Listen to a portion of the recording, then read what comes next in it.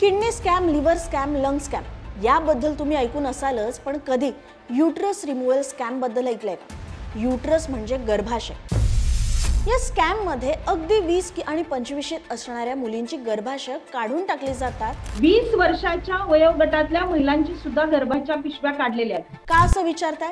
तर याचं कारण खूप शॉकिंग आहे, जे व्हिडिओत पुढे तुम्हाला कळेलच. पण एक मात्र नक्की, ते कारण ऐकल्यावर तुम्हालाही विश्वास बसणार नाही की हे सगळं आपल्या महाराष्ट्रात घडतंय, ते सुद्धा कित्येक वर्षांपासून, आणि फार कोणी याबद्दल बोलत सुद्धा नाही. आणि जिथे हे घडतंय तो जिल्हा म्हणजे बीड. जिल्ह्यामध्ये ऊसतोड महिलांच्या आरोग्याचा प्रश्न गंभीर झालाय.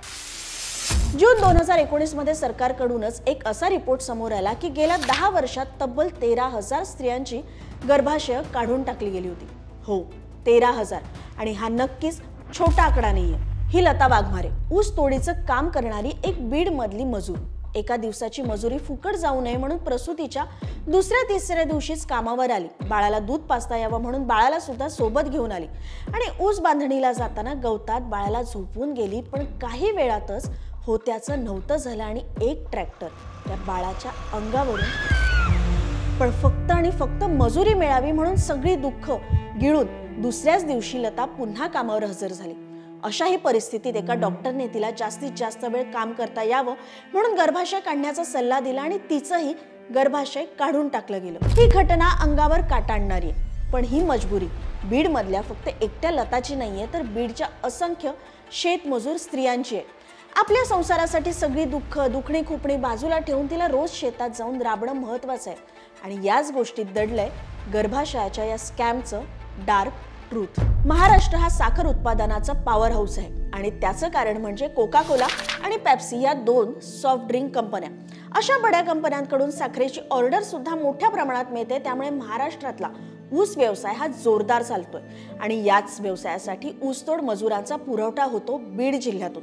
म्हणूनच ऊसतोड कामगारांचा जिल्हा ही बीडची खास ओळख बनली. आणि युटरस रिमूव्हल स्कॅम प्रकाराला बळी पडलेल्या बहुतांश महिला या ऊसतोड कामगारच आहेत. हा स्कॅम समजून घ्यायचा असेल तर ऊसतोड मजुरीचं गणित समजून घेणं आवश्यक आहे. ऊसतोड कामगार हे मुख्यतः कोरडभाऊ जमिनीचे मालक.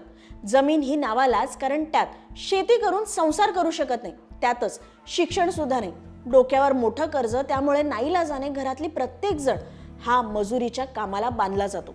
यात जास्त फरफट होते ती स्त्रियांची. ऊस तोडणी कामासाठी एक महिला आणि एक पुरुष अशा जोडीलाच मोबदला मिळतो. त्यामुळे या कामासाठी महिलांची जास्त आवश्यकता असते. म्हणून या समाजात लग्न सुद्धा लवकर लावली जातात, जेणेकरून घरात एक स्त्री अजून येईल आणि नवरा बायको ऊस तोडणीला जाऊन पैसे कमावतील. अशी मेहनतीची कामं करणं पुरुषांसाठी सोपं असलं तरी एका बाईसाठी नक्कीच सोपं नाहीये. आता समस्या तेव्हा निर्माण होते जेव्हा या स्त्रिया गरोदर होतात. कारण ऊसाचा भार उचलायचा म्हणजे एका वेळेला किमान 50 किलो वजन उचलण्यासारखं आहे. त्यामुळे गरोदरपण आलं की अनेकदा कामात खंड पडतो आणि त्यामुळे मजुरीला जाता येत नाही आणि घरात पैसा येत नाही. पण तरीही त्या परिस्थितीत सुद्धा अनेक स्त्रिया उन्हातान्हात राबत असतात. एवढंच नाही तर मासिक पाळीच्या दिवशी सुद्धा या स्त्रियांना शेतात ऊस तोडणीचं काम करावं लागतं.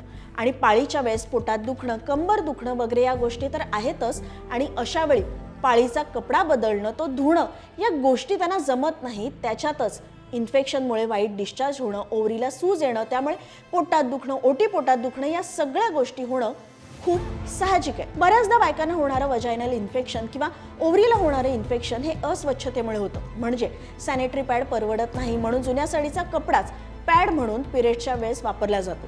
त्यानंतर तो धुवायला पुरेसं पाणी नसणं, त्यामुळे काही वेळेला तसाच किंवा सुकवायला जागा नाही म्हणून ओलसर कपडा पुन्हा वापरला जातो. अशा वेळी सुद्धा इन्फेक्शन होणं खूप साहजिक आहे.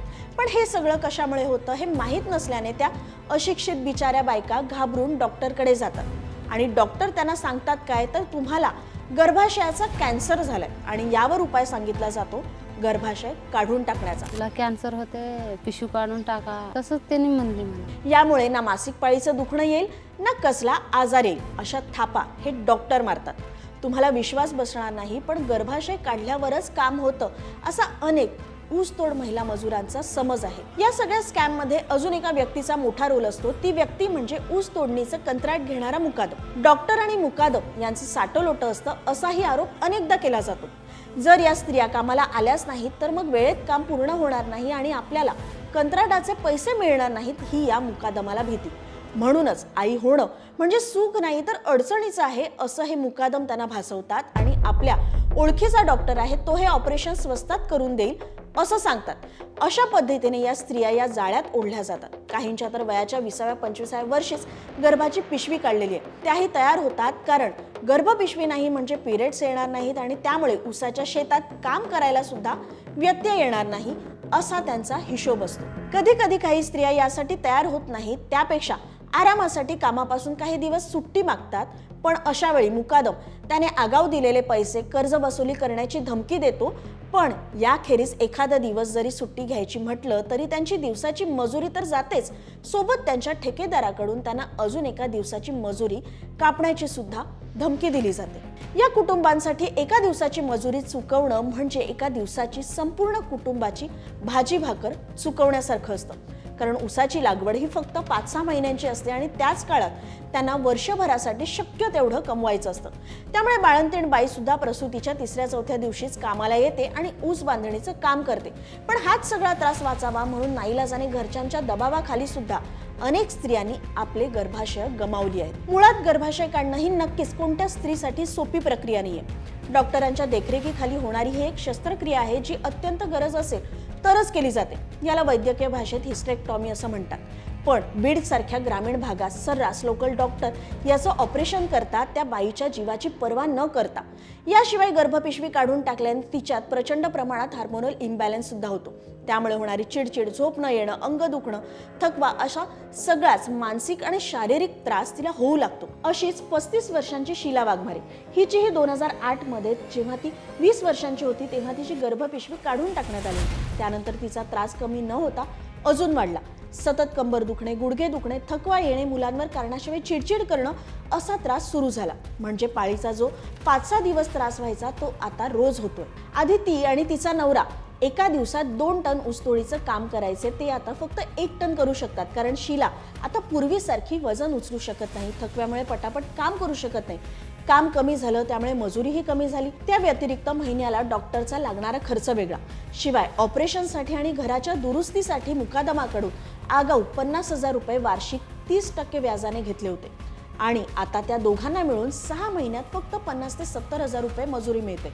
त्यामुळे त्यांची कर्जाची रक्कम वर्षानुवर्षे वाढतच चालली आहे. त्यामुळे शीलाच्या म्हणण्यावरून शीला आणि तिच्या नवऱ्याला आयुष्यभर हेच काम करत राहावं लागणार आहे. या संपूर्ण प्रकाराची चर्चा साधारण 2019 मध्ये झाली होती. यावर वेगवेगळ्या डॉक्युमेंटरीज बनल्या होत्या, बातम्या आल्या होत्या. त्यामुळे परिस्थिती सुधारेल असं वाटलं होतं. पण 2024ला International Institute of Environment and Development म्हणजे IIED यांनी रिसर्च पेपर्स तयार केले आणि त्यांच्या स्टडीनुसार बीडमधल्या 423 घरांपैकी 253 घरातले लोक साखर उद्योगात काम करण्यासाठी दुसऱ्या ठिकाणी मायग्रेट होतात. त्यापैकी 55.73% महिलांची गर्भाशय काढून टाकण्यात आली.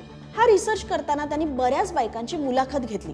त्यात त्यांनी सुद्धा हेच सांगितलं की व्हाईट डिस्चार्ज होत आहे, पोटात दुखतंय म्हणजे कॅन्सर झालाय असं म्हणून त्यांची गर्भपिशवी काढून टाकली. कॅन्सर म्हणजे जीवावर बेतडा म्हणून काही करून ऑपरेशन करायला या बायका तयार होतात. पण ऑपरेशनसाठी लागणारे पैसे ते त्यांच्या मुकादमाकडून आगाऊ घेतात. हे पैसे फेडण्यासाठी त्यांना कितीही आजारी असलं तरी काम करावंच लागतं. बीड जिल्ह्यात या शस्त्रक्रिया 2018-2019 मध्ये वाढल्या होत्या आणि मीडियामधून ही बाब उजेडात आणल्यानंतर विधान परिषदेच्या तत्कालीन उपसभापती डॉक्टर नीलम गोरे यांच्या अध्यक्षतेखाली एक समिती नेमली होती. या समितीने काही गावातील महिलांशी साधलेल्या संवादानंतर रिपोर्टमध्ये काही शिफारसी करण्यात आल्या होत्या. ऊस तोडणीसाठी जाणाऱ्या प्रत्येक महिलेला आरोग्य कार्ड देणं, ऊस तोडणीला जाण्यापूर्वी आणि आल्यानंतर महिलांची आरोग्य तपासणी करणं आदी शिफारशी केल्या होत्या. बीड जिल्ह्यात 2019-20 मध्ये गर्भाशय काढण्याच्या 716 शस्त्रक्रिया झाल्या आणि हा आकडा गेल्या काही वर्षांपेक्षा कमी असल्याने काही प्रमाणात सरकारी वचक या प्रकारांवर बसल्याचं आपण म्हणू शकतो. या सगळ्या प्रकरणात खासगी डॉक्टरांची मनमानी हा एक महत्त्वाचा मुद्दा आहे. आजकाल गल्ली बोळात डॉक्टर झालेत आणि त्यांच्या प्रॅक्टिसवर कोणाचाच कंट्रोल नाहीये. अनावश्यक हिस्टेक्टॉमी सारख्या शस्त्रक्रियांवर नियंत्रण आणायचं असेल तर यासाठी एक कायदा मंजूर करण्याची नितांत गरज आहे. तर अशी आहे युटरस रिमूव्हल स्कॅमची स्टोरी. फक्त बीडमध्येच हे घडतंय का? तर असं नाहीये. खोटं बोलून किंवा चुकीच्या अफवा पसरून स्त्रियांचे गर्भाशय काढण्याचा प्रकार हा तुमच्या आसपास सुद्धा होत असण्याची शक्यता नाकारता येत नाही. त्यामुळे हा सगळा प्रकार पूर्णपणे थांबवायचा असेल तर हे युटरस रिमूव्हल स्कॅमचं ऑनेस्ट बोल्ड ट्रूथ सर्वांपर्यंत पोहोचवणं गरजेचं आहे.